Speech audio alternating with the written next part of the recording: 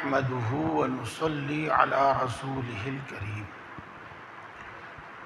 أما بعد فأعوذ بالله من الشيطان الرجيم بسم الله الرحمن الرحيم يا أيها النبي إنا أرسلناك شاهدا ومبشرا ونذيرا لتؤمنوا بالله ورسوله وتعزروه وتوقروه وتسبحوه بكرة وأصيلا صدق اللہ العظیم۔ بات شروع کرنے سے پہلے بتا دیجیے گا کہ عشاء کی اذان کس وقت ہے، جماعت کس وقت ہے؟ عشاء 7:30 کو اذان ہے، 7:45 کو جماعت ہے۔ لیکن ہم ان موقعوں سے نماز کو آگے بڑھا لیتے ہیں۔ اچھا خیر، کتنا آگے بڑھائیں گے؟ یعنی 8 بجے تک؟ اچھا ٹھیک۔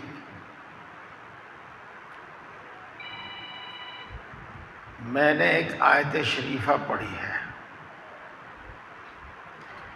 اور اس میں اللہ تبارک و تعالیٰ نے کئی حکم دیے ہیں، ان میں سے ایک پر بات ہوگی اور اس حد تک بات ہوگی کہ میرا دل مطمئن ہو جائے کہ میں نے بات پوری کہہ دی۔ میں نے اتنی بات کہہ دی کہ اللہ کا جو منشا ہے اس جملے سے وہ میں نے حاضرین کو اچھی طرح سمجھا دیا، اور جب میرا دل یہ کہہ دے گا تو میں بات ختم کر دوں گا۔ وہ گھنٹے بھر سے پہلے بھی ہو سکتی ہے۔ اللہ تبارک و تعالی اس آیت شریفہ میں یہ ارشاد فرماتے ہیں، یا ایھا النبی انا ارسلناک شاہدا، اے نبی ہم نے آپ کو گواہ بنا کر بھیجا، وَمُبَشِّرًا وَنَذِيرًا، اور ہم نے آپ کو خوشخبری سنانے والا بنا کر بھیجا، ایمان پر، نیک اعمال پر اللہ رب العزت کیا عطا فرمائیں گے یہ خبر لے کر، یہ خوشخبری لے کر بھیجا، اور اس کا الٹا کرنے پر، کفر پر، شرک پر، بدعملی پر، برے کام کرنے پر اللہ کیا سزا دیں گے، کیا عذاب دیں گے، وہ اللہ کے بندوں کو بتانے کے واسطے بھیجا، تاکہ اللہ کے بندے یہ نہ کہیں اے اللہ ہمیں تو کچھ پتہ ہی نہیں تھا۔ ان کو یہ بھی بتا دو کہ تمہیں کیا کرنا ہے، اور ان کو یہ بھی بتا دو کہ تمہیں کیا نہیں کرنا ہے، اور ان کو یہ بھی بتا دو کہ ہم ایک دن حساب لیں گے، اور ان کو یہ بھی بتا دو کہ تمہیں حکم کی فرمانبرداری کرنے پر کیا ملے گا، اور حکم کی خلاف ورزی اور حکم عدولی پر کیا ملے گا یہ بھی بتا دو۔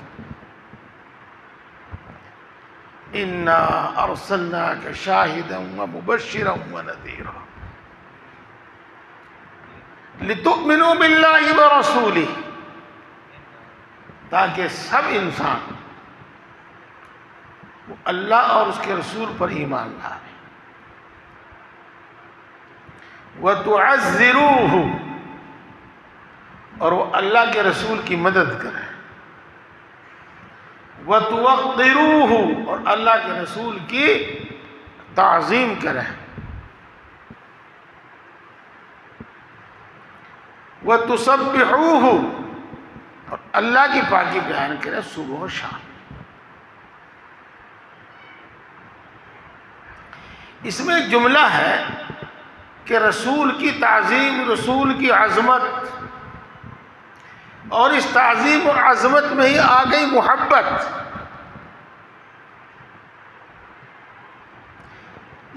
یہ جملہ یعنی تعظیم، عظمت، محبت ایک ایسا ہے کہ یہی تو ہمیں ایمان پر آمادہ کرتا ہے۔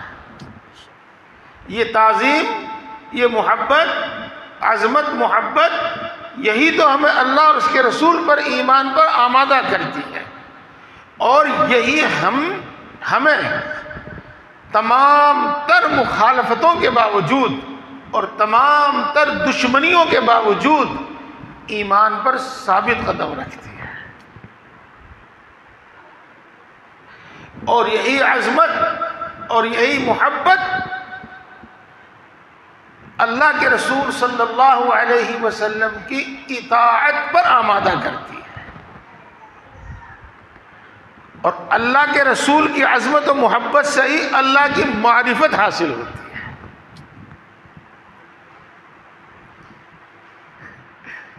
ایک قصہ سناؤں، صحیح بات تو اس سے لیو اور غلط بات چھوڑ دیو۔ دیہات کے رہنے والے وہ ڈگری ہولڈر تو نہیں ہوتے، لیکن سمجھدار ہوتے ہیں بہت۔ اگر آپ یوں کہوں، اگر آپ برا نہ مانیں تو آپ سے زیادہ سمجھدار ہوتے ہیں بہت سے ان میں۔ وہ دیہات کی کچھ دیہاتی کچھ کہاوتیں ہیں، وہ اتنی صحیح اور اتنی سچی ہیں کہ زمانے گزر گئے، ہر زمانہ اس کی گواہی دیتا، ان کی صداقت کی گواہی دیتا ہے۔ یہ ان دیہاتیوں اور سادہ طبیعت لوگوں کی صاف طبیعت کا پر جو صحیح بات کھلی، انہوں نے وہ بیان کر دی سادے سادے الفاظ میں۔ ایک شخص آیا حضرت مولانا یعقوب صاحب نانوتوی رحمۃ اللہ علیہ کے پاس،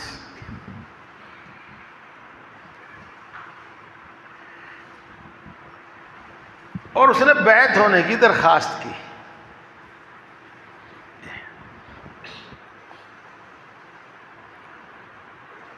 اور یوں کہا، ہاں حضرت نے اللہ کی اطاعت، اللہ کی عبادت کے بارے میں کچھ تعلیم فرمائی، شریعت پر پابندی کا عہد لیا، پھر کچھ فرمایا تو اس کے جواب میں کہا، جی میں اللہ کو کیا جانوں، میں تو جو جانوں تمہیں جانوں، میں اللہ کو کیا پہچانوں، میں تو آپ کو پہچانتا ہوں۔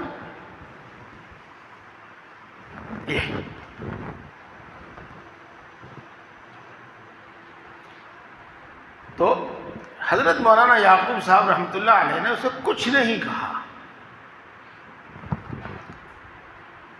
حضرت مولانا اشرف علی صاحب تھانوی نور اللہ مرقدہ، جو حضرت مولانا یعقوب صاحب کے بڑے خاص شاگرد ہیں، وہ وہاں موجود تھے۔ وہ اس بڑے میاں کی بات سن کر استغفر اللہ کرنے لگے۔ دیکھو اللہ کے بارے میں کیا کہہ رہا، اور مولانا کے بارے میں کیا کہہ رہا، کہ میں کیا جانوں اللہ میں کو، مجھے تمہیں جانوں۔ جب وہ بڑے میں چلے گئے اور موقع ملا تو حضرت مولانا اشرف علی صاحب تھانوی نور اللہ مرقدہ نے حضرت مولانا یعقوب صاحب سے عرض کیا، حضرت یہ کیا فرما رہے تھے بڑے میاں، آپ نے ان کی اصلاح بھی نہیں کی، ان کو ٹوکا بھی نہیں۔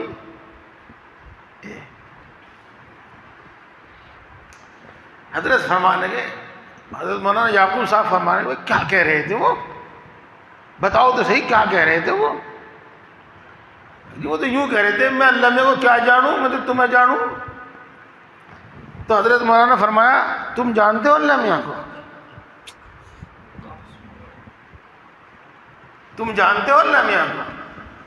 تم پہچانتے ہو اللہ میاں کو؟ یوں فرمایا. اس کو ہم اپنی علمی سی زبان میں کہتے ہیں اللہ کی معرفت حاصل ہو جائے. تو کیا تمہیں اللہ کی معرفت حاصل ہے؟ حضرت فرماتے ہیں جس کو ہماری گاؤں دیہات والے کہتے ہیں کہ 14 طبق روشن ہو گئے میرے اوپر، یعنی مجھے اپنی غلطی کا احساس ہوا. اور کس غلطی کا احساس ہوا؟ کہ واقعی ہم نہیں جانتے اللہ کو، ہم نہیں پہچانتے اللہ کو، ہمیں اللہ کی واقعی معرفت حاصل نہیں ہے. ہمیں تو انہی کے واسطے سے اللہ کی معرفت حاصل ہوتی ہے، انہی کے واسطے سے ہم اللہ تبارک و تعالیٰ کو جانتے ہیں. تو بات بالکل صحیح ہے بھائی. ہم کیا جانے اللہ کو؟ ہمیں اللہ کے بارے میں جو بھی کچھ معلوم ہوا، اللہ کی صفات کا علم ہوا، اللہ کی قدرت کا علم ہوا، تو جو بھی کچھ علم ہوا وہ ہمیں رسول اللہ صلی اللہ علیہ وسلم کے واسطے سے ہوا.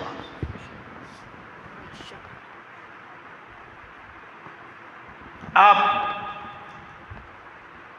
اللہ کی کتاب لے کر ہمارے درمیان میں آئے، اور اللہ کی کتاب میں جو علم ہے وہ اللہ کا علم، اس کو آپ نے سمجھا اور مشاہدات سے سمجھا، محسوسات سے سمجھا. اللہ تبارک و تعالیٰ نے ان کو آسمانوں پر بلا کر وہ کچھ دکھایا جو کسی اور کو نہیں دکھایا. لِنُرِيَهُ مِنْ آيَاتِنَا بَارَكْنَا حَوْلَهُ لِنُرِيَهُ مِنْ آيَاتِنَا. ہم نے مسجد حرام سے مسجد اقصیٰ تک آپ کو بلایا، اس لیے بلایا تاکہ ہم تمہیں اپنی نشانیاں دکھائیں. تو انہوں نے بذریعہ وحی، بذریعہ مشاہدہ وہ سب کچھ سمجھا جس کی اس مخلوق کو ضرورت تھی، اور وہ پھر سب کچھ سمجھایا جو جس کے واسطے عمل ضروری تھا وہ عمل کر کے سمجھایا، اور جو بات زبان سے سمجھائی جا سکتی تھی وہ زبان سے سمجھائی.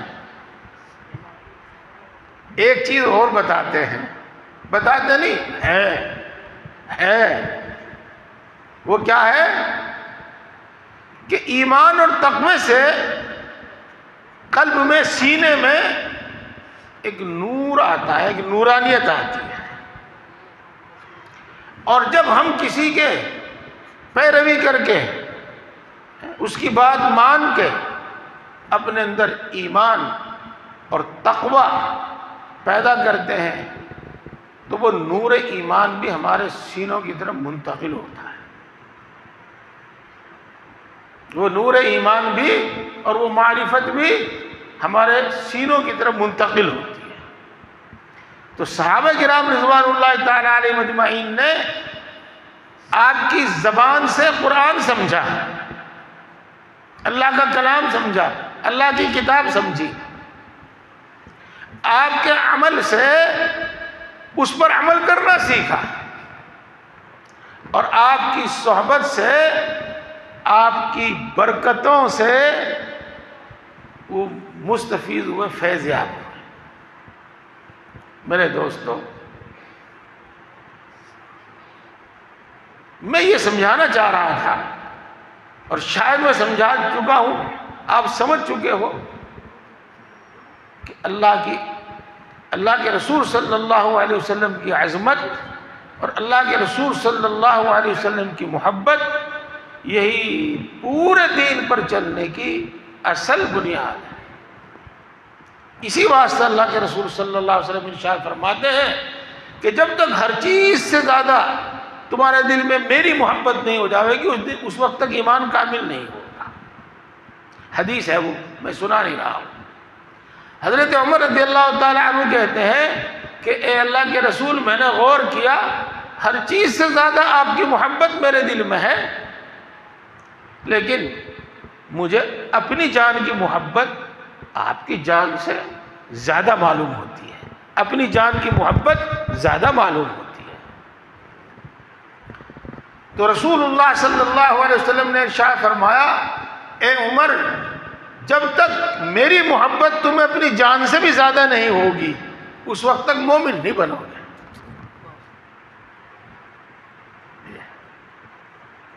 عمر رضی اللہ تعالیٰ عنہ کچھ دیر خاموش رہے اور پھر عرض کیا کہ اے اللہ کے رسول، بات سمجھ میں آ گئی، یقیناً آپ کی محبت مجھے اپنی جان سے بھی زیادہ ہے.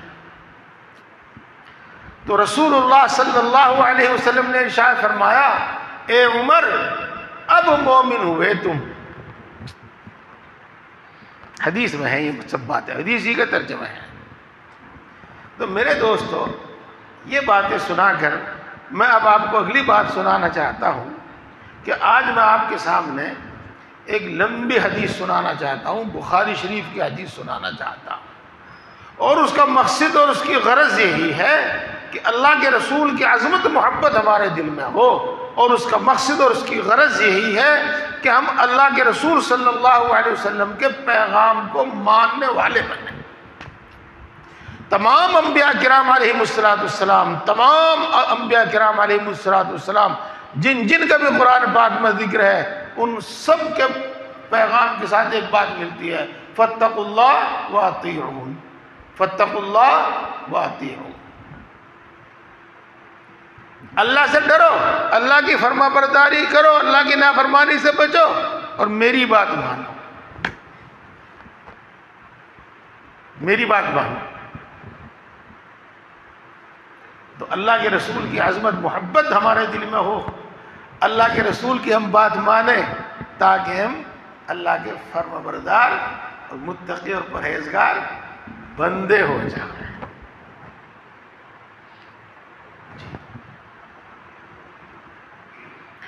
رسول اللہ صلی اللہ علیہ وسلم عمرے کی نیت سے احرام باندھ کر تشریف لے جا رہے تھے مکہ مکرمہ. حدیبیہ کے مقام پر ایک خاص واقعہ پیش آیا جو آپ نے سنا، اور انجام کار 10 سال کے لیے مکہ والوں میں اور آپ میں صلح ہو گئی کہ ہم لڑیں گے نہیں. اس فرصت میں رسول اللہ صلی اللہ علیہ وسلم نے دنیا کے مشہور بڑے بڑے بادشاہوں کو کچھ خط لکھے. نجاشی کو بھی لکھا، حبشہ کے بادشاہ کو، مقوقش کو بھی لکھا، مصر کے بادشاہ کو، کسرا کو بھی لکھا، فارس کے ایران کے بادشاہ کو، ہرقل کو بھی لکھا، روم کے بادشاہ کو. اس وقت میں آپ کے سامنے صرف اس خط کا تذکرہ کرتا ہوں جو ہرقل کے پاس لکھا گیا تھا، بس اس کا تذکرہ کرتا ہوں، اس واسطے کہ تاریخ سے معلوم ہوتا ہے، اور بخاری شریف میں یہ حدیث موجود ہے.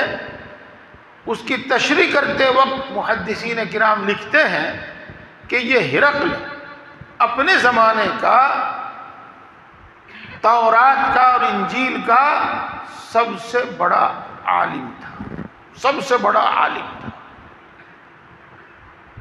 آپ بھی آج کل سنتے رہتے ہیں جو اٹلی ہے نا آج، وہی روم تھا. کبھی ٹکڑے ہوتے رہتے ہیں، گھٹتے بڑھتے رہتے ہیں ملک. وہاں پوپ ہوتا ہے آج بھی، اور وہ ان کا سب سے بڑا مذہبی پیشوا ہوتا ہے. تو جس درجے کا علم عمل والا وہ پوپ، اسی درجے کا علم والا وہ ہرقل تھا. ایک مذہبی پیشوا تھا اور ایک بادشاہ تھا. رسول اللہ صلی اللہ علیہ وسلم نے ہرقل کے پاس جو خط لکھا تھا وہ حضرت دحیہ کلبی رضی اللہ تعالی عنہ کو دیا تھا. اور بات لمبی نہ ہو، مختصر کر کے کہوں کہ اس وقت کے تاریخ کے مطابق اور ہرقل کے دربار کے آداب کے مطابق حضرت دحیہ کلبی نے وہ خط بصرہ کے حاکم کو دیا تاکہ وہ ہرقل کو پہنچا دے. ہرقل نے وہ خط پڑھا اور خط پڑھ کر وہ حیران پریشان ہو گیا. اس کو کچھ سمجھ میں نہیں آ رہا تھا کہ مجھے کیا کرنا چاہیے. اس واسطے کہ کچھ دنوں سے وہ ایسے ڈراؤنے خواب دیکھ رہا تھا اور اس کی تعبیر اس کو معلوم تھی کہ وہ ان خوابوں سے ہی پریشان تھا. اب یہ بیداری میں اس کو کچھ ایسا ہی ایک خط مل گیا، ایسا ہی ایک پیغام مل گیا.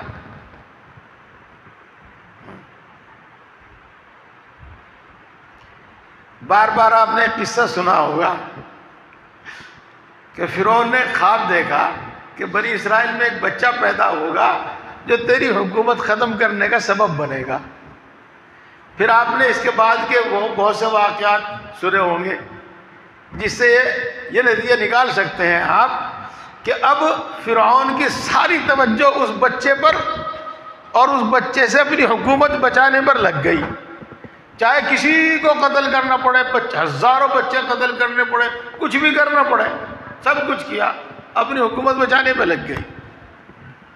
ایسے ہی ہوتے ہیں، ایسے ہی موڈ ہوتا ہے ان بادشاہوں کا. ہاں آج بھی یہی ہے، کوئی پہلے زمانے کی بات نہیں ہے. یہ اپنی کرسیاں بچانے کے واسطے ملکوں کو توڑ دیتے ہیں، حکومت ملک کے 2 ٹکڑے کر دیتے ہیں. یہ اپنی کرسی بچانے کے واسطے ناحق خون بہا دیتے ہیں، جتنا چاہے پہ کوئی پرواہ نہیں ہوتی.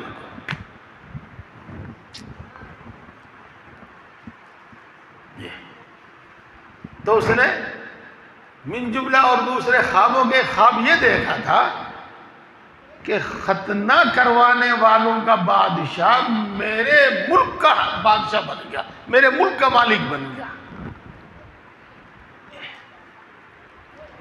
وہ اس چکر میں تھا کہ ختنہ کون سی قوم کراتی ہے. ان کو بتایا گیا کہ یہود کراتے ہیں. تو یہود ملعون ہمیشہ سے، ہاں تھوڑی سی تعداد میں ہمیشہ سے اس کے درباری لوگوں نے اور بالکل صاف الفاظ میں کہہ لو فوجی افسران میں کہہ دیا کہ یہ ڈرنے کی کوئی بات نہیں ہے، وہ تو گنے چنے لوگ ہیں، اگر تم چاہو تم سب کی گردنیں اڑا کے ملک کو پاک کر دیں ان سے. یہ خیر بہرحال وہ اسی پریشانی میں تھا کہ اس کو ایک خط پہنچا. اس نے وہ خط پڑھا.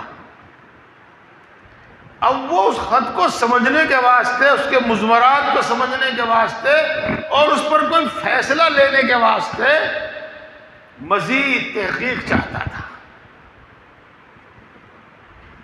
اس نے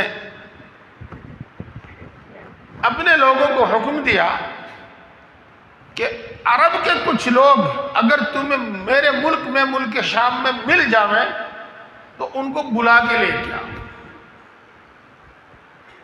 میں ان سے کچھ معلومات کروں. آپ ماشاءاللہ پڑھے لکھے لوگ ہیں. اس زمانے میں ملک شام ایک بہت بڑا ملک تھا. اردن، لبنان، سیریا، فلسطین، اسرائیل، یہ سب ملا کر ایک ملک شام. اور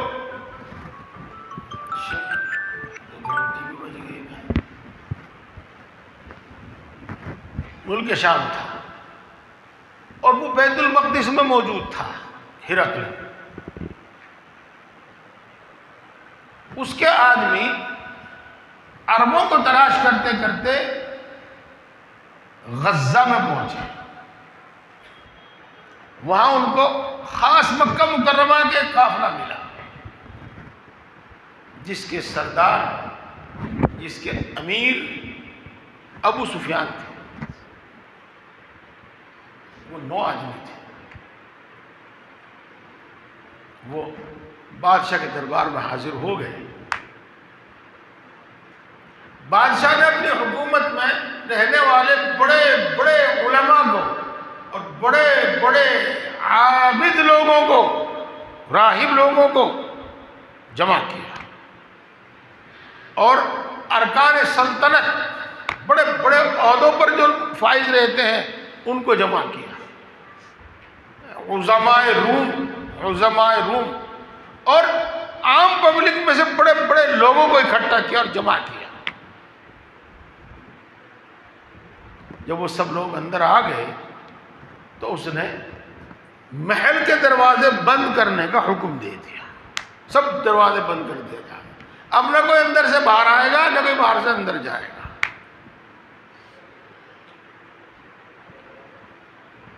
اس کے بعد اس نے سوال کیا کہ جو عرب کا قافلہ ہے، اس میں سب سے زیادہ نزدیک نسب کے اعتبار سے، خاندان کے اعتبار سے، اس شخص سے جس نے نبوت کا دعویٰ کیا ہے، سب سے زیادہ نزدیک کون ہے؟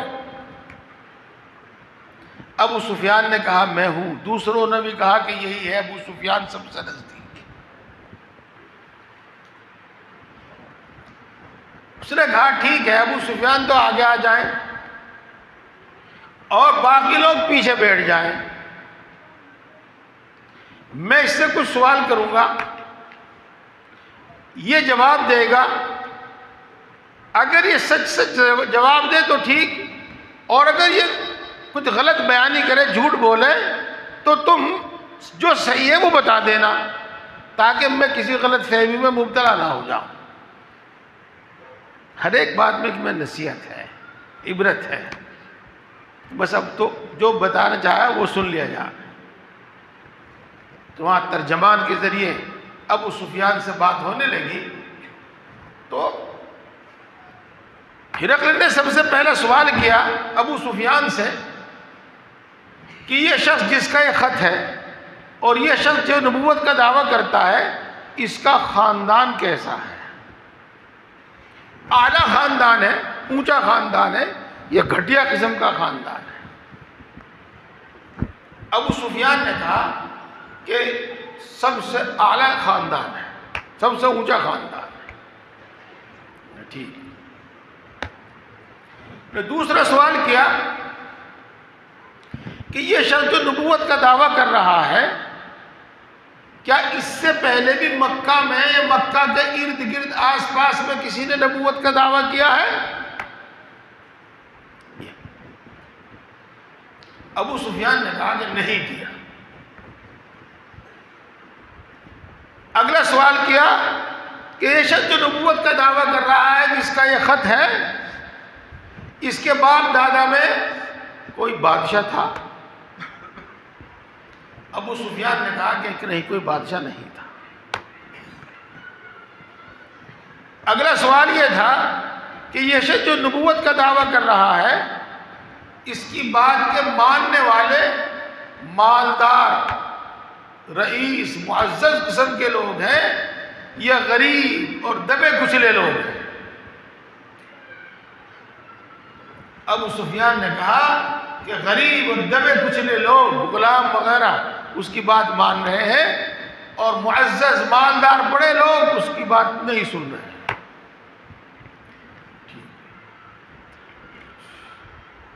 اگلا سوال یہ تھا کہ اس کے ماننے والوں کی تعداد بڑھ رہی ہے یا گھٹ رہی ہے؟ ابو سفیان نے جواب دیا کہ روز بروز بڑھ رہی ہے. اگلا سوال یہ تھا کہ جو شخص جس کے دین میں ایک بار داخل ہو جاتا ہے، کیا وہ رنجیدہ اور ملول ہو کر واپس آ جاتا ہے اس کا دین چھوڑ کر؟ انہوں نے کہا کہ نہیں، جو اس کے دین میں ایک بار داخل ہو جاتا ہے وہ ہر طرح کی ذلت، مشقت، تکلیف اٹھاتا ہے، لیکن اس کا دین نہیں چھوڑتا۔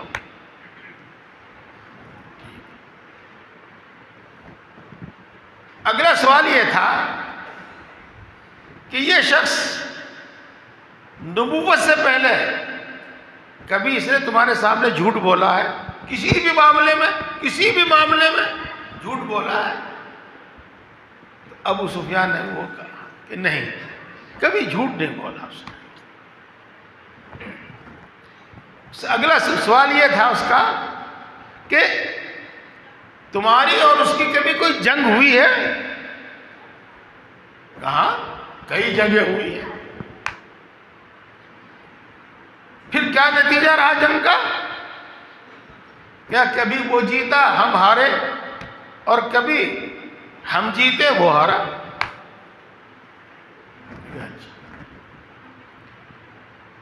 اس کا تمہارا کبھی کوئی معاہدہ ہوا ہو، کوئی عہد ہوا ہو، عہد معاہدہ، پھر وہ اپنے اس عہد معاہدے پر قائم رہا، یا اس نے غداری کی، عہد معاہدے کے خلاف ورزی کی؟ ابو سفیان نے کہا کہ دیکھو، ہم اس زمانے میں ہمارا اس کا ایک معاہدہ چل رہا ہے، اس سے پہلے ہمارا اس کا کوئی معاہدہ نہیں ہوا ہے، اس لیے ہم نہیں کہہ سکتے کہ وہ اس عہد معاہدے کو پورا کرے گا یا غداری کرے گا۔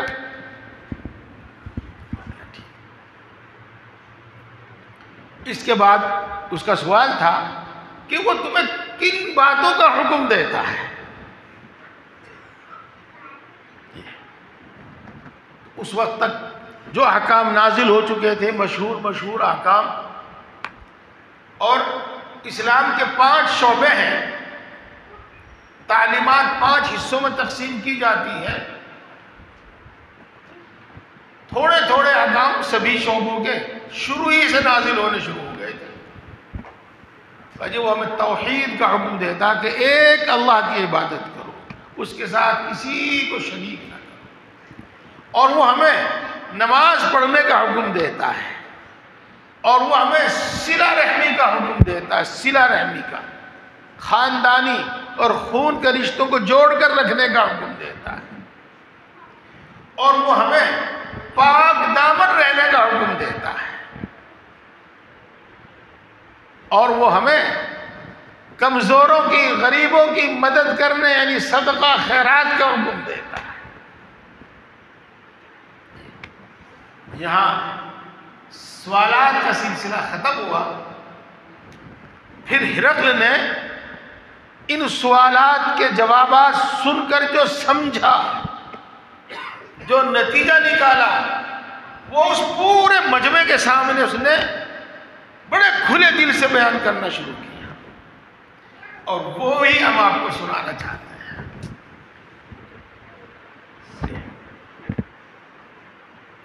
ہرقل نے کہا، میں نے تم سے سوال کیا تھا کہ اس شخص کا خاندان اونچا ہے یا نیچا؟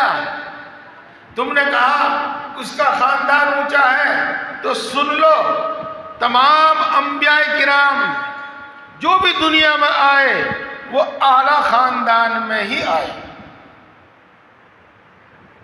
یہ بھی ایک دلیل ہے اس بات کی کہ یہ شخص نبی ہے۔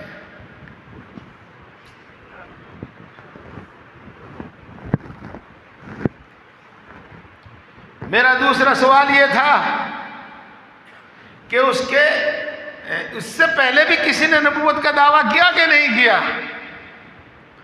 تم نے جواب دیا کہ نہیں کیا۔ تو میں اس سے یہ سمجھا کہ اگر اس سے پہلے بھی مکہ میں یا مکہ کے اطراف میں کوئی نبوت کا دعویٰ کرتا تو میرا دل یہ کہہ سکتا تھا، میں یہ سوچ سکتا تھا کہ اس شخص نے اس کے دیکھا دیکھی نبوت کا دعویٰ کر دیا۔ جب مکہ اور مکہ کے اطراف کے لوگ نبوت کو جانتے ہی نہیں تھے، پھر یہ نبوت کا دعویٰ کرتا ہے، تو یہ دلیل ہے اس بات کی کہ اللہ کی طرف سے ہی اس کو نبی بنا کر بھیجا گیا ہے۔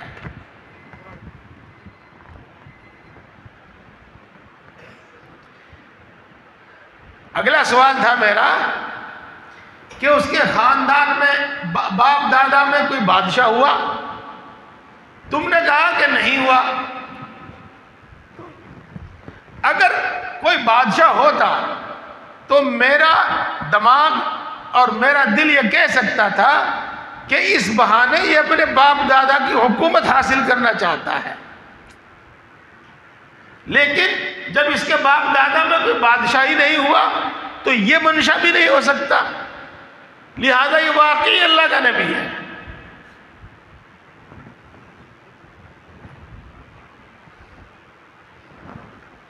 اگلا سوال میرا یہ تھا کہ اس کے ماننے والے کمزور ضعیف قسم کے لوگ ہیں یا طاقتور اور مالدار بڑے لوگ ہیں؟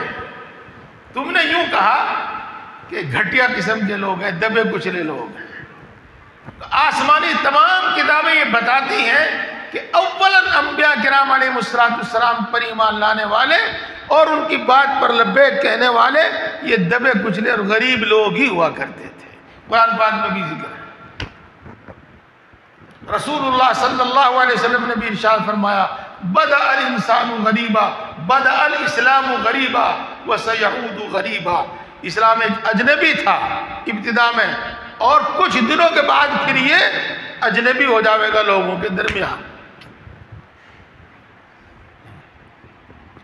تم نے میرا اگلا سوال یہ تھا کہ وہ روز بروز بڑھ رہے ہیں یا گھٹ رہے ہیں؟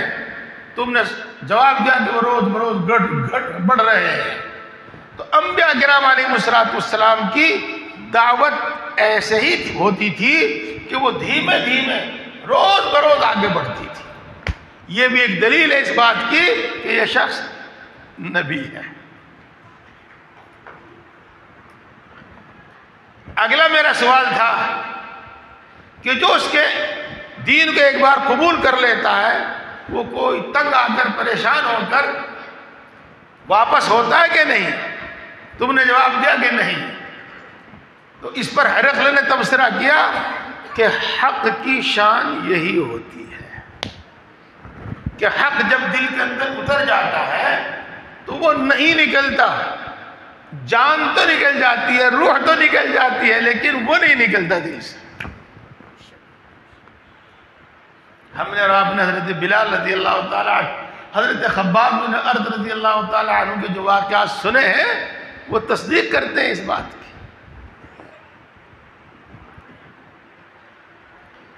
اگلا میرا سوال یہ تھا کہ تم نے اس کو کبھی جھوٹ بولتے ہوئے دیکھا؟ اس کی زبان سے کبھی جھوٹ سنا؟ تم نے جواب یہ دیا کہ نہیں۔ ما جربنا علیہ کذبا قط، ہم نے کبھی اس کو جھوٹ بولتے ہوئے نہیں دیکھا، کبھی جھوٹ بولتے ہوئے نہیں سنا۔ تو اس نے کہا کہ اگر وہ شخص جھوٹ بولتا ہے انسانوں کے درمیان دنیاوی معاملات میں تو میں یہ کہہ سکتا تھا کہ جیسے وہ لوگوں کے بارے میں جھوٹ بولتا ہے ایسے اللہ کے بارے میں بھی جھوٹ بول رہا کہ اس نے مجھے نبی بنا کر بھیجا۔ جب وہ لوگوں کے بارے میں اور لوگوں پر جھوٹ نہیں بولتا تو اللہ پر جھوٹ کیسے بولے گا؟ وہ اللہ نے نبی نہ بنایا ہو اور وہ کہنے لگے کہ مجھے اللہ نے نبی بنایا، اللہ پر کیسے جھوٹ بولے گا وہ؟ لہذا ہم اسے کسی دلیل سے جھوٹا نہیں کہہ سکتے۔ اگلا میرا سوال یہ تھا کہ اس کے ساتھ تمہاری کچھ جنگ ہوئی اور اس کا نتیجہ کیا رہا؟ تم نے کہا کبھی وہ جیتا ہم ہارے، کبھی ہم جیتے وہ ہارا۔ تو کہا اس سے پہلے جو انبیاء کرام علیہ السلام آئے ان کے ساتھ بھی ایسا ہی ہوا۔ ان کے دشمنوں کے درمیان جو لڑائی ہوئی، کبھی انبیاء کرام غالب ہوئے، دشمن مغلوب ہوئے، کبھی دشمن غالب ہوئے، انبیاء کرام مغلوب۔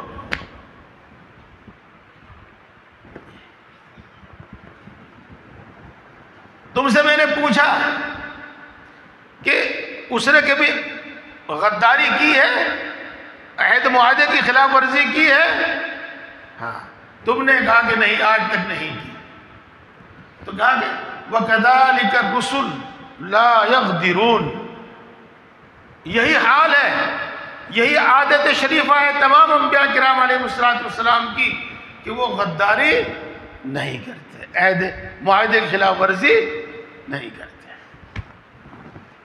میرے دوستو،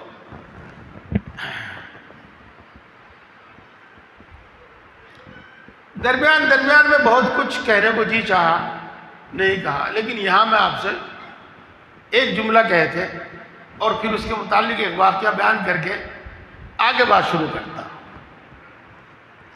سن رہے آپ؟ دھیان سے، توجہ سے سن رہے نا؟ ہمارے نبی کیا غداری کریں گے؟ نبی کے سچے غلاموں نے کبھی غداری نہیں کی۔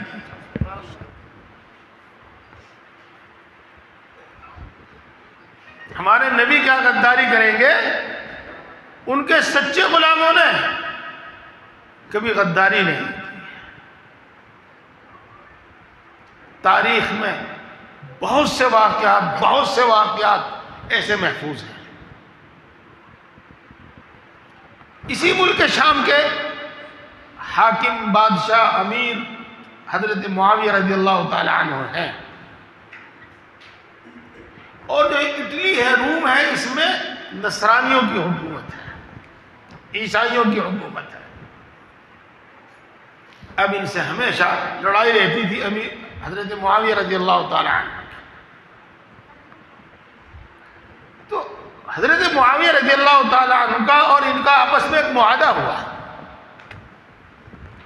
اور میں اس لیے کہ آسانی سے مثال میں سمجھ میں آ جاوے بتا رہا ہوں، یوں نہ سمجھنا کہ یوں ہی ہے۔ ہاں، مثلا یہ معاہدہ ہوا کہ ہم 1925 جنوری کی 31 تاریخ تک یہ معاہدہ کرتے ہیں۔ اس طرح سے معاہدہ ہوا۔ حضرت معاویہ رضی اللہ تعالیٰ عنہ بھی پوری مدت میں اپنے معاہدے پر، عہد پر قائم رہے، اور روم بھی اپنے معاہدے پر قائم رہا۔ جب 31 تاریخ قریب آئی، جب وہ آخری تاریخ قریب آئی، تو اس سے کچھ پہلے ہی آہستہ آہستہ خفیہ طریقے پر کہہ لیجیے گا، حضرت معاویہ رضی اللہ تعالی عنہ نے اپنی فوجیں اور جنگی سامان روم کی سرحد کے قریب بھیج دیا، یعنی جنگ کی پوری تیاری کر لی، فوجیں بھیج دی، جنگی حرب و ضرب کا سامان وہاں بھیج دیا۔ اور جو ہی وہ آخری تاریخ پوری ہوئی، ختم ہوئی، مثلاً 31 جنوری جو ہی ختم ہوئی اور فروری کی جو پہلی تاریخ جو ہی شروع ہوئی، تو انہوں نے اچانک حملہ کر دیا۔ مدت پوری ہونے کے بعد اچانک حملہ کر دیا۔ اب جب یہ سب کچھ خفیہ طریقے پر انجام دیا جاوے تو اگلی فوج کو سنبھلنے کا، تیار ہونے کا بھی موقع نہ دیا جاوے، تو ظاہر بات ہے کہ وہ میدان چھوڑ کر ہی بھاگے گی۔ تو شہر کے شہر خالی ہوتے چلے گئے، اور معاویہ رضی اللہ تعالیٰ عنہ کی فوج شہر کے شہر فتح کرتی چلی گئی۔ ابھی کچھ وقت گزرا تھا، کچھ ہی دن گزرے تھے، جب معلوم ہوا صحابہ رضی اللہ تعالیٰ عنہ اجمعین میں سے کسی کو، تو وہ دوڑا ہوا اس فوج کے بیچ میں پہنچا،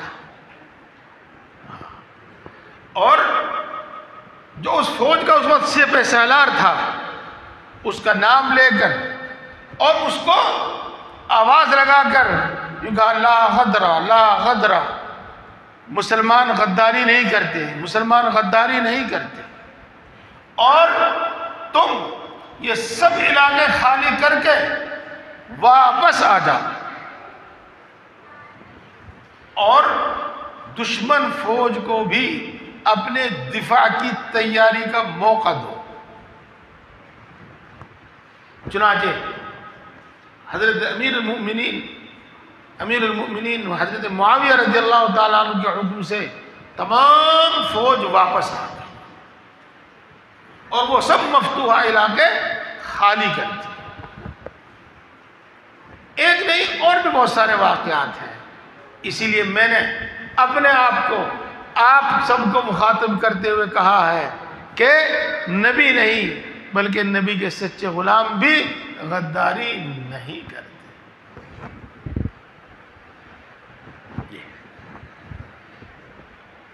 اس کے بعد ہرقل کہتا ہے کہ میں نے تم سے پوچھا وہ تمہیں کیا حکم دیتا ہے؟ تم نے کہا توحید کا، نماز کا، پاک دامن رہنے کا، حلال کھانے کا، صلہ رحمی کا. ہم نے تمام انبیاء کی یہ تعلیم ہی تمام انبیاء کرام علیہ السلام کی یہی تعلیم ہوا کرتی تھی.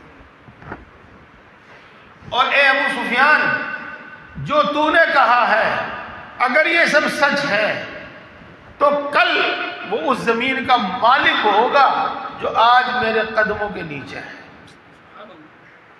جس ملک کا میں آج بادشاہ ہوں کل وہ اس ملک کا بادشاہ بنے گا. رسول اللہ صلی اللہ علیہ وسلم کی صفات جو تورات میں، انجیل میں اور پہلی کتابوں میں موجود تھی، ان میں سے ایک یہ بھی تھی کہ وہ پیدا ہوگا مکہ میں اور اس کا مقام ہجرت ہوگا یثرب یعنی مدینۃ الرسول، اور اس کی حکومت ہوگی ملک شام میں.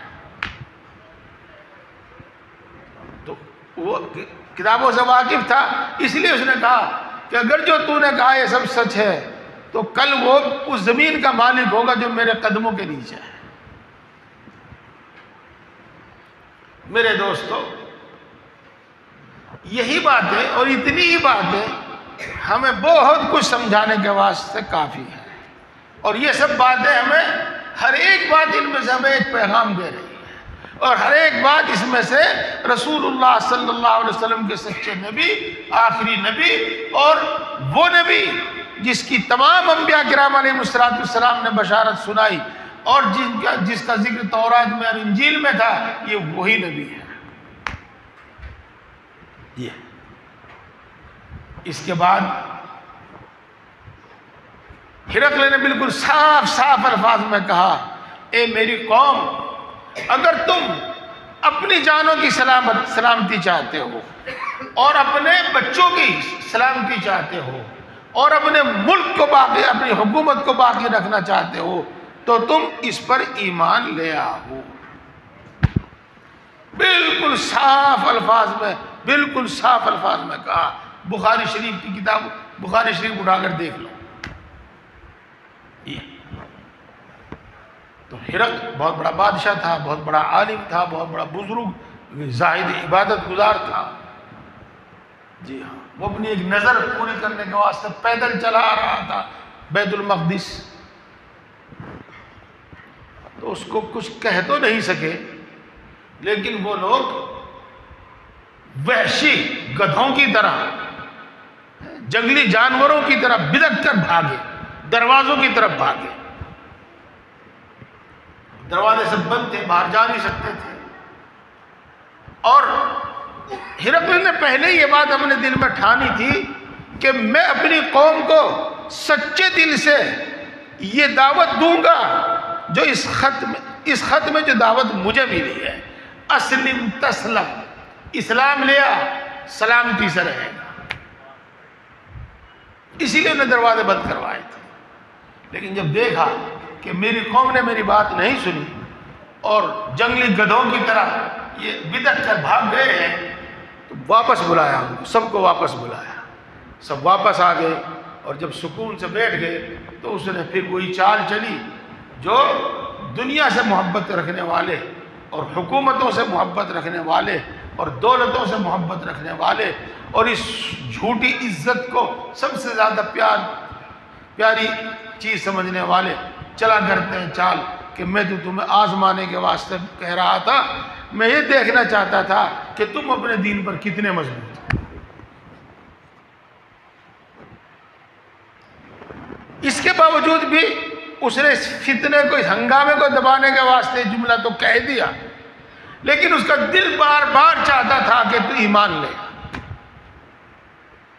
چنانچہ اس نے یہ خط جو پوپ تھا روم کا، بڑا بڑا پوپ، سب سے بڑا مذہبی عہدیدار، اس کے پاس بھیجا اور اس کی رائے معلوم کی کہ میری رائے اس کے بارے میں یہ ہے، تمہاری رائے کیا ہے؟ اس نے کہا میری رائے بھی یہی ہے، میری رائے بھی یہی ہے۔ اور چونکہ اس کے پاس کوئی عہدہ نہیں تھا، کوئی عہدہ حکومت کا نہیں تھا، اس کو کوئی خیال نہیں تھا، وہ ایمان بھی لے آیا، اگرچہ اس کو اسی وقت قتل بھی کر دیا گیا، لیکن اس نے ایمان بھی قبول کیا اور وہ ایمان بھی لے آیا۔ میرے بزرگوں اور دوستوں، بہت کچھ آپ کی سمجھ میں آ گیا ہوگا۔ یہ واقعہ، یہ حدیث پاک ہمیں رسول اللہ صلی اللہ علیہ وسلم کی عظمت سے واقف کراتی ہے، اور رسول اللہ صلی اللہ علیہ وسلم کا مرتبہ، مقام اور آپ کی محبت کو ہمارے دل میں جگہ دیتی ہے۔ میرے دوستوں، لِتُؤْمِنُوا بِاللَّهِ وَرَسُولِهِ، اللہ پر ایمان لاؤ، اللہ کے رسول پر ایمان لاؤ، اللہ کے دین کی نصرت کرو، اللہ کے رسول صلی اللہ علیہ وسلم کی عظمت، تعظیم اور محبت کرو، اور اللہ کے رسول صلی اللہ علیہ وسلم کے پیغام کو جو وہ لے کر آئے ہیں، وہ ایک وہی پیغام جس کے اندر سب کچھ آ گیا ہے، سب کچھ آ گیا ہے، اور جو میں نے آپ کو بتا دیا تھا، فَاتَّقُوا اللَّهَ وَأَطِيعُوا، اللہ سے ڈرو، اللہ کی خلاف ورزی سے بچو، اللہ کے احکام کی خلاف ورزی سے چلو اور بچو، اور میرا کہنا مانو، جس طرح میں کہوں اس طرح کرو۔ میرے دوستو، آج کی محفل کا، آج کی اصلاحی مجلس کا پیغام یہی ہے کہ ہم یہ تہیہ کریں اور ہم یہ طے کریں کہ اپنی پوری زندگی شریعت کے مطابق اور سنت کے مطابق گزاریں گے، ہم اپنی پوری زندگی دین کے مطابق گزاریں گے، اور ہم اپنی پوری زندگی شریعت کے مطابق گزاریں گے، اور ہم رسول اللہ صلی اللہ علیہ وسلم کی سنتوں پر، آپ کے طریق کے مطابق زندگی میں چلیں گے۔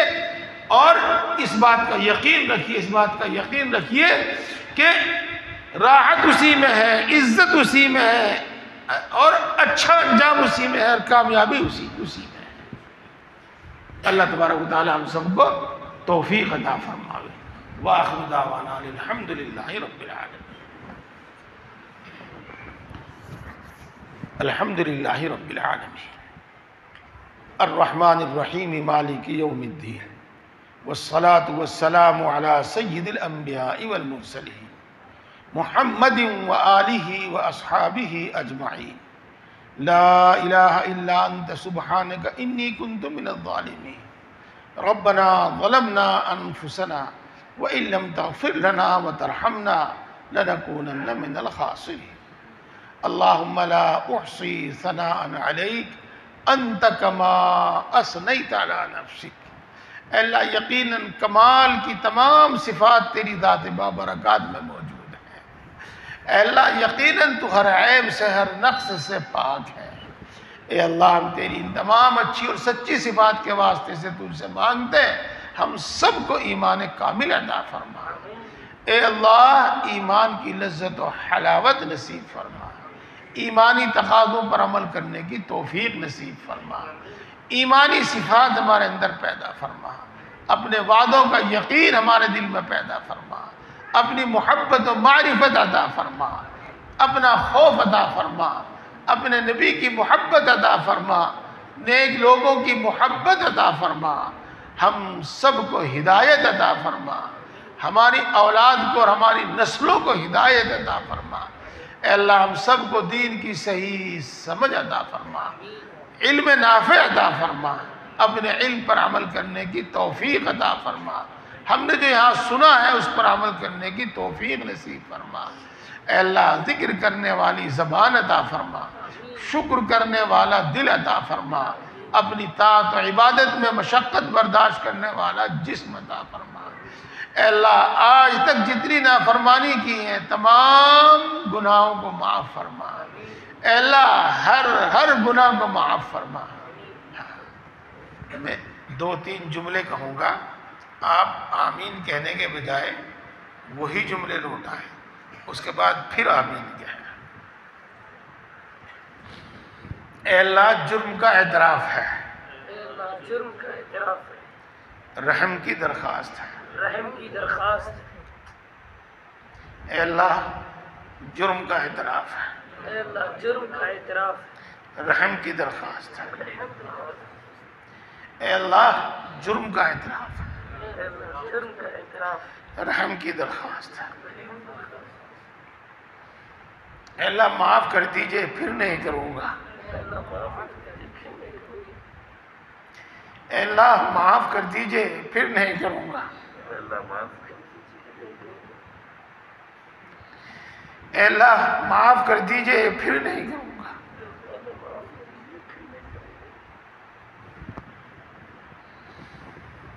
اے اللہ تمام گناہوں سے نفرت پیدا فرما، تمام گناہوں سے حفاظت فرما، نفس و شیطان کے شر سے حفاظت فرما، ایک لمحے کے لیے ان کے حوالے نہ فرما۔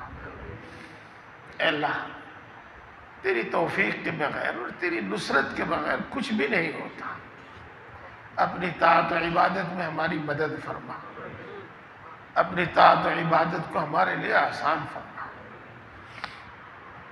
اے اللہ تیری شان بڑی اونچی ہے، ہم کوتاہی کرتے ہیں، غفلت برتتے ہیں۔ اے اللہ ہماری ناقص عبادتوں کو قبول فرما، اے اللہ ہماری ناقص عبادتوں کو قبول فرما۔ اے اللہ ساری مخلوق تیری محتاج ہے، تو کسی کا محتاج نہیں ہے، ہم تیری ہی عبادت کرتے ہیں اور تجھی سے مانگتے ہیں، کسی سے تیرے سوا کسی سے کوئی امید نہیں رکھتے، اور سچ تو یہ ہے کہ تیرے سوا ہمارا کوئی ہے ہی نہیں۔ اے اللہ اپنے فضل و کرم سے ہم سب کی تمام ضرورتیں پوری فرما، اپنے سوا کسی کا محتاج نہ بنا۔ اے اللہ بیماری میں اور بڑھاپے میں جب ہمارے ہاتھ پاؤں بھی ہمارا ساتھ نہ دے، اس وقت بھی کسی کا محتاج نہ بنا، اس وقت ہمیں روزی زیادہ عطا فرما۔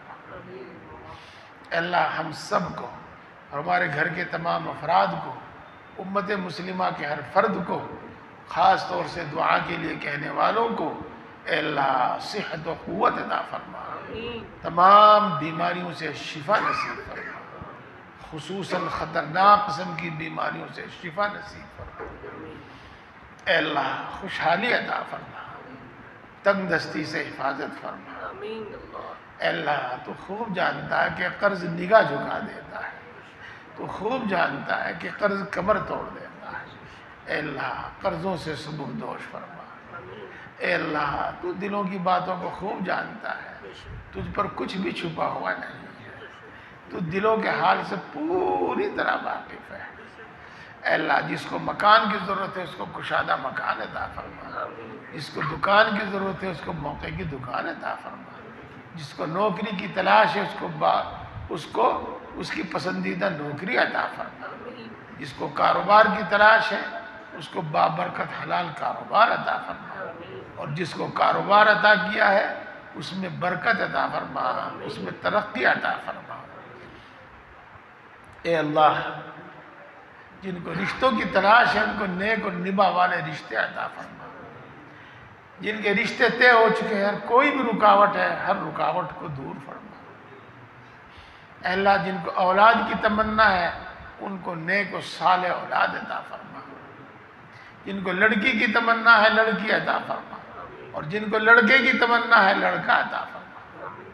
اے اللہ جن کو اولاد عطا کی ہے ان کے اولاد کو نیک بنا، صالح بنا، ماں باپ کی آنکھوں کی ٹھنڈک بنا، ماں باپ کے دل کی راحت بنا، ملک و ملت کا خادم بنا۔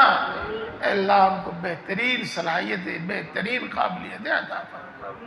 اے اللہ تو خوب جانتا ہے، آوارہ اولاد کے دکھ کو تو خوب جانتا ہے۔ اے اللہ ان کو آوارہ اور ناکارہ ہونے سے بچا لیجئے، اللہ ان کو آوارہ اور ناکارہ ہونے سے بچا لیجئے۔ اے اللہ ہمارے گھروں میں چین سکون اور سکینہ نازل فرما، اپنی رحمتیں برکتیں نازل فرما۔ ہمارے درمیان اتفاق اور اتحاد پیدا فرما، خصوصاً ماں باپ اور اولاد کے آپسی جھگڑے ختم فرما، خصوصاً میاں بیوی کے آپسی اختلافات اور جھگڑے ختم فرما۔ اے اللہ مال جان ایمان عزت و آبرو کی حفاظت فرما، کسی ظالم کو ہم پر مسلط نہ فرما، کسی بے رحم کو ہم پر مسلط نہ فرما۔ اے اللہ جو ناجائز مقدمات میں پھنسے ہوئے ہیں ان کو باعزت بری فرما، جو اپنے حق کے لیے لڑ رہے ہیں ان کو ان کا حق عطا فرما۔ اے اللہ مرتے دم تک دین حق دین اسلام پر ثابت قدم فرما، اور اپنے اپنے مقررہ وقت پر ایمان پر خاتمہ فرما۔ اے اللہ ایمان پر خاتمہ فرما، اے اللہ مرتے وقت کلمہ نصیب فرما، موت کی سختی سے حفاظت فرما۔ اے اللہ تو اپنے بہت سے بندوں کو بغیر حساب کے بخشے گا، اے اللہ ہمیں بھی بغیر حساب کے بخش دیجئے، اے اللہ بغیر حساب کے معاف فرما دیجئے۔ اے اللہ پوری امت مسلمہ کی مغفرت فرما، ہمارے ماں باپ کی مغفرت فرما، ہمارے بیوی بچوں کی مغفرت فرما، ہمارے اعزاء اقرباء دوست احباب کی مغفرت فرما، ہمارے اساتذہ ہمارے مشائخ کی مغفرت فرما۔ اے اللہ ہم سب کو اور ہمارے مرحومین کو اے اللہ سب کو جنت الفردوس میں جگہ عطا فرما، جہنم سے حفاظت فرما۔ اے اللہ امت کے اندر بیداری اور سمجھداری پیدا فرما، امت کے اندر اتفاق اور اتحاد پیدا فرما۔ اے اللہ اسلام اور مسلمانوں کو عزت قوت اور غلبہ نصیب فرما۔ اے اللہ اس بے کسی اور بے بسی سے نجات مرحمت فرما۔ اے اللہ کل عالم میں امن و امان سکون اطمینان نازل فرما، خصوصاً ہمارے اس ملک میں اور خصوصاً ہماری اس بستی میں امن و امان سکون اطمینان نازل فرما، دین کی نصرت کرنے والوں کی نصرت فرما، مدارس کی مراکز کی مساجد کی حفاظت فرما۔ اے اللہ اے ہم سب کو پیدا کرنے والے، اے اللہ اے ہم سب کو پالنے والے، اے اللہ اے ماں سے زیادہ محبت کرنے والے، اے اللہ اے باپ سے زیادہ مہربان، ہم اپنا دکھ تجھی کو سناتے ہیں، ہر ضرورت تیرے ہی سامنے رکھتے ہیں، تجھی سے فریاد کرتے ہیں۔ سچ ہے تیرے سوا ہمارا کوئی نہیں، سچ ہے تیرے سوا کسی میں کوئی طاقت اور کوئی مجال ہے ہی نہیں۔ اے اللہ اپنے فضل و کرم سے اے اللہ اپنے نبی پاک حضرت محمد مصطفیٰ صلی اللہ علیہ وسلم کے صدقہ اور فیض سے ہماری تمام دعاؤں کو قبول فرما، جو مانگا ہے وہ بھی عطا فرما، جو مانگنے سے رہے گا وہ بھی عطا فرما، ہمارے حق میں بھی قبول فرما، اور جو دعا کے لیے کہنے والے ہیں ان کے حق میں بھی قبول فرما۔ آمین آمین یا رب العالمین۔ ربنا تقبل منا انك انت السميع العليم وتب علينا انك انت التواب الرحيم۔ سبحان ربك رب العزة عما يصفون وسلام على المرسلين والحمد لله رب العالمين۔ نحمده ونصلي على رسوله الكريم۔